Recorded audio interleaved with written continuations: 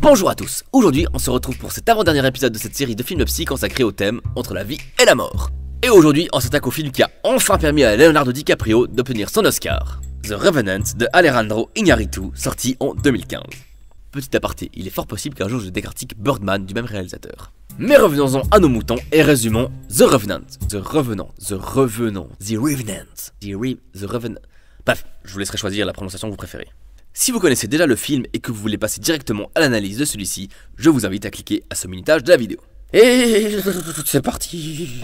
The Revenant nous raconte l'histoire du trappeur Hugh Glass qui, gravement blessé suite à sa rencontre musclée avec un ours, sera plongé entre réveil et coma, immobilisé par ses blessures. Au vu des conditions très compliquées de leur expédition, Fitzgerald, interprété par Tom Hardy, tentera d'achever Glass pour le bienfait de tout le groupe. C'est alors que le fils métis de Glass, qui l'accompagnait également dans l'expédition, tente de sauver son père. Malheureusement, Fitzgerald le tuera et laissera Glass pour mort.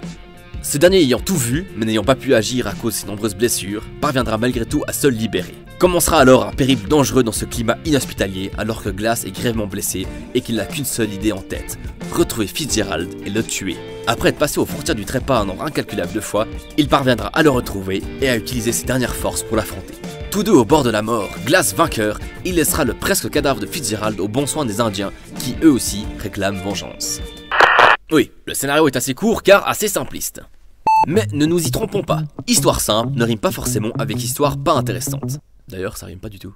Et du coup, que peut-on analyser de The Revenant en partant du thème entre la vie et la mort? Bon, déjà, ce qui semble le plus évident, oui, le personnage principal est littéralement, je veux dire physiquement, entre la vie et la mort tout le long du film. Son seul objectif est de survivre et de retrouver Fitzgerald, non pas pour se venger, mais pour apaiser la conscience de son fils et de sa femme. Et oui, je n'ai pas du tout mentionné sa femme dans le résumé. C'est avec elle que Glass a vécu une histoire d'amour et a eu son fils Hawk. Et il est important de préciser que celle-ci est morte il y a de cela déjà plusieurs années. Mais croyez-le ou non, elle est bien présente dans chaque scène du film. Je serais même tenté de dire dans chaque image.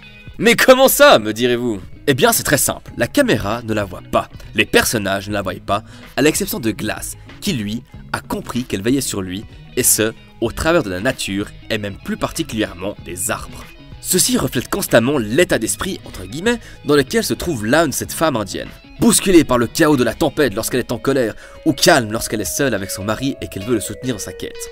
Et lui, comprend cet état de fait lors de son périple. Constamment tiraillé entre la vie et la mort, il a atteint un état de plénitude, de contemplation qui est invisible à la plupart des mortels. Il peut alors comprendre ce que j'aime appeler le langage du monde, les signes de la nature. À ce propos, si vous aimez lire, je vous conseille L'Alchimiste de Paulo Coelho qui traite aussi de ce sujet. Reprenons. Donc, Glass, dans cet état de transe mortuaire, voit sa femme incarnée par les arbres de la forêt infinie, veillant sur lui et le soutenant pour qu'il puisse accomplir sa quête, non pas de vengeance, mais de juste retour des choses vis-à-vis de la paix des âmes et de la nature. Si Glass survit, c'est uniquement pour accomplir cet objectif, apaiser l'esprit de sa femme. Il sait très bien qu'une fois qu'il aura atteint ce but ultime, il mourra, mais cela, il l'a accepté dès les premiers instants de son périple. D'ailleurs, après l'affrontement entre Glass et Fitzgerald, notre héros est laissé pour mort. Il est à nouveau seul dans la neige, perdu au milieu de nulle part. Et, là où la mise en scène est des plus intéressantes, c'est qu'au moment de mourir, il brise le quatrième mur en regardant directement le spectateur. Ces probables derniers instants nous sont accordés à nous. Aurait-il atteint un état de conscience qui transcende l'histoire du film lui-même? Peut-être. Mais il y a également un autre thème qui peut être abordé, la déshumanisation. Dans l'univers de The Revenant, le film se passe dans nulle part, un lieu que l'on situe plus ou moins sur notre planète mais qui n'est pas clairement défini. Ici, l'homme se retrouve au centre des éléments les plus dangereux, les plus sauvages qu'il ait eu à affronter.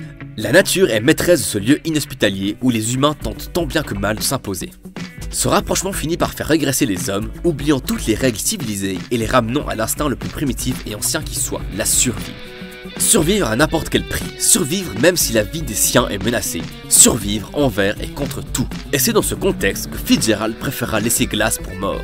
Et d'une certaine manière, Glass est la conscience humaine de Fitzgerald. Ce dernier veut oublier ses erreurs et essaye d'enterrer ses regrets. Mais ceux-ci, sous la personnalisation de Glass, finissent toujours par le rattraper, comme si le karma de la nature revenait constamment à la charge, comme si Glass n'était, au final, que l'instrument personnalisé de la vengeance du monde. Fitzgerald tente de se trouver des excuses, mais au fond de lui, il sait qu'il a tort, qu'il a agi par pur égoïsme et volonté de survie, la même volonté qui conduira Glass à le rattraper d'ailleurs. Celui-ci, inarrêtable, que ce soit par les épreuves de la nature comme celle des hommes, parviendra à rattraper Fitzgerald et à accomplir non pas sa vengeance, mais celle du monde. Hugh Glass, entre la vie et la mort, dans cet univers impitoyable et contemplatif, n'est personne. Il n'est plus que l'incarnation de la volonté de la nature. Bien, j'espère que ce dernier épisode consacré au thème entre la vie et la mort vous aura plu. Dans tous les cas, on se retrouve la semaine prochaine pour le dernier épisode de cette petite série. Et je peux déjà vous dire que ce sera un épisode plutôt... quelque peu... particulier.